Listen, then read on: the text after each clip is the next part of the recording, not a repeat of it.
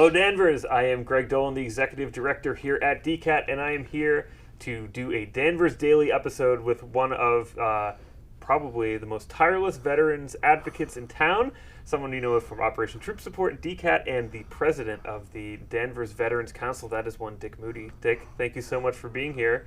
So today we're going to talk about Memorial Day and the ceremonies in Danvers, because I know you put in quite a bit of work. I've been on when it was virtual before. I was there for a lot of the planning, and I see how much happens behind the scenes to make this a really special day in remembrance of our fallen veterans. So, Dick, maybe you could start by giving us a little bit of the who, what, where, and when, and what's going on Monday. Sure. First of all, thank you, Greg, for allowing me to come on. This Memorial Day looks like it's going to be a beautiful day. Hope to see so many people out. We are having it on Monday morning, starting at 9 o'clock at the Town Hall. The parade will kick off right around there. We have a long parade this year. A lot of different groups have joined us, and it'll be the same route as we've had in the past few years. We plan to go the 1.5 miles right back through the square and end up at the Town Hall. At the Town Hall, we'll break for a little bit of time, and then we'll start the ceremony, probably around 10 o'clock. And we have a dynamic guest speaker this year. We have a Danvers resident as a Grand Marshal. Father Bruce Flanagan from St. Richard's will provide the clergy aspect of it. And following the ceremony, we will be offering basically hot dogs, hamburgers, stacks, stuff like that, down at the VFW Hall. All free. Love to have everybody come back. That's great. So who is the guest speaker this year? Who's the keynote speaker?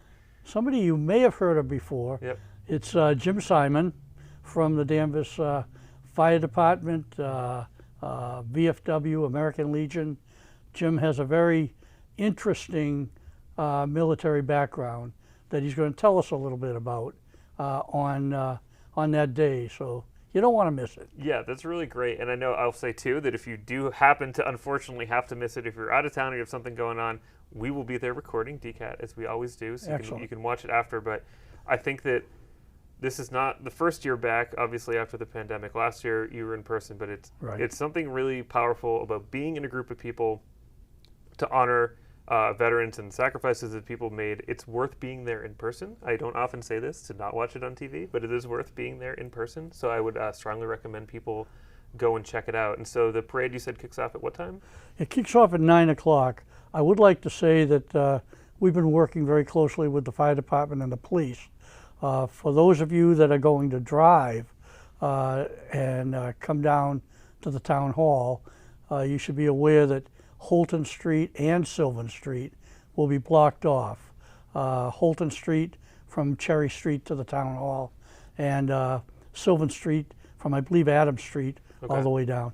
And if anyone is handicapped, all of Holton Street between the Cherry Street and the Town Hall are marked handicapped accessible. Oh, that's good. See, there's a lot of details that you figure out behind the scenes, being on these, all the little things that have to come together to make this work. I know you can't thank everyone involved in the process, but I do think it's worth just mentioning a little bit that how much work goes on behind the scenes, and kind of, you know who you are out there, who's been doing this with Dick, that your efforts are appreciated, and that it's going to be a special ceremony, and you deserve all the credit you can get.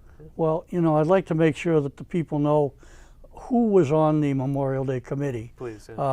We would meet weekly at the Danvers Veterans Office, Kelly Rios being in charge. And this year we had the help of Mary Jalbert, Bill and Lois McKenzie, who have been very, very helpful to us. And we've had, of course, the DPW, and mainly these people have come out constantly, and it's amazing, like you said, how many little things we have to think about and how many things we have to do over until we finally get a good deal. Yeah, it's great. And like I said, it's really worth going out. It's such an important holiday, and to remember why that holiday is being celebrated. it's powerful and it's worth going out to. So again, if you're planning on being there, get in there before the parade, and then coming back to town hall after the parade to see the speakers. Head on over to the VFW for some snacks and just a beautiful day. It's a good time to appreciate the country and everything it took to get us to the point that we are. So, Dick, thank you so much for coming on.